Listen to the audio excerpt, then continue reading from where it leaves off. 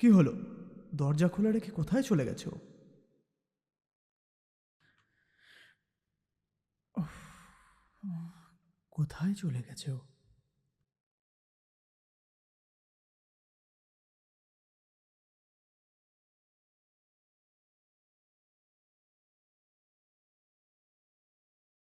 আপনি যে নাম্বারে ডায়াল করছেন সেটি এখন সুইচ অফ আছে। দয়া করে কিছু সময় পরে চেষ্টা করুন। ফোনটাও সুইচড অফ।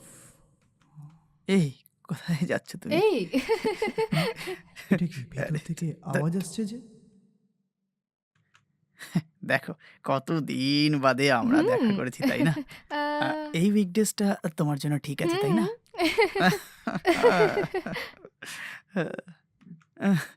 উম, বলো না।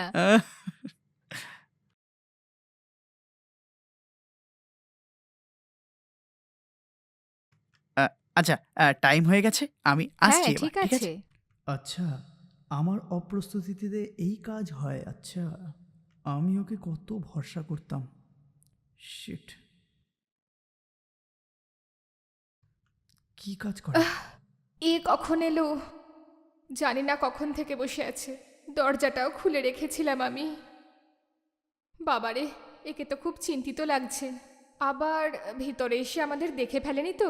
জানি না কি হয়েছে, কিছু তো করতে হবে। কিন্তু কখন এসেছে বুঝতে পারছি না। ঠিক আছে, কি করা যাবে, দেখছি। উম, খুব দেরি হয়ে গেল নাকি?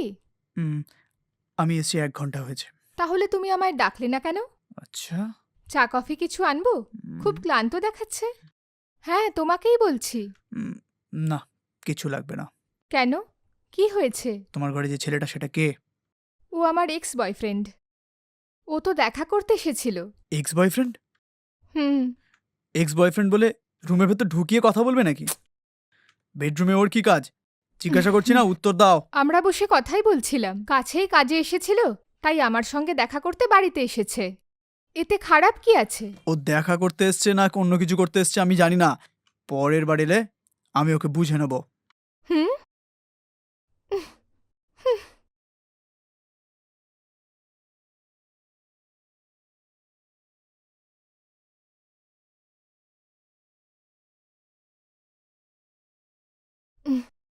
ঠিক আছে, আমি যাচ্ছি। যাচ্ছ? কোথায়? তোমাকে বলার কোনো প্রয়োজনই নেই। কোনো দরকার নেই। কিছুদিন বাদেই ডিভোর্স পেপার পেয়ে যাবে, সাইন করে পাঠিয়ে দিও। Good bye. হুম।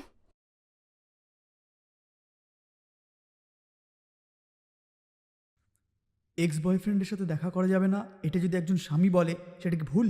এই একটা প্রশ্নের পরে ও আমাকে ডিভোর্স দেওয়ার জন্য প্রস্তুত। কি করব, আমার কপালটাই এরকম। হে ভগবান!